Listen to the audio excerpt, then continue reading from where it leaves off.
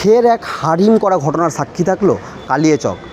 গতকাল সন্ধ্যাবেলায় বাড়ি ফেরার পথে এক প্রৌঢ়কে গুলি করে এবং নৃশংসতার সাথে হাঁসুয়ার কোপ দিয়ে হত্যা করার চেষ্টা করা হয়।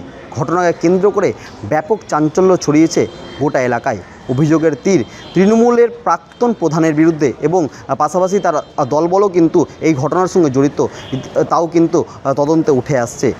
ইতিমধ্যেই ঘটনার পরিপ্রেক্ষিতে কালিয়াচক থানায় জখমের স্ত্রী কালিয়াচক থানায় লিখিত অভিযোগ দায়ের করেছেন। পাশাপাশি যেটুকু জানা যাচ্ছে স্থানীয় সূত্রে, পূর্ব পরিকল্পিতভাবেই ওই ব্যক্তি কিন্তু হামলা চালানো হয়। কেননা ওই ব্যক্তির সঙ্গে কিন্তু আগে থেকেই কিছু একটা গণ্ডগোল ছিল, যদিও এই বিষয়টি স্পষ্ট হয়ে ওঠেনি কী নিয়ে তাদের মধ্যে গণ্ডগোল ছিল। এই ঘটনার পরিপ্রেক্ষিতেই কিন্তু তাকে অতর্কিতে হামলা চালানো হয় এবং তাকে মৃত্যু নিশ্চিত করতে তার উপর 2 রাউন্ড গুলিও ছোড়া হয়।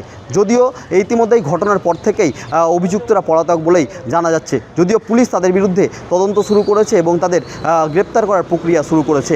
বাবু জোরসে তোমাকে কে কে মেরেলো?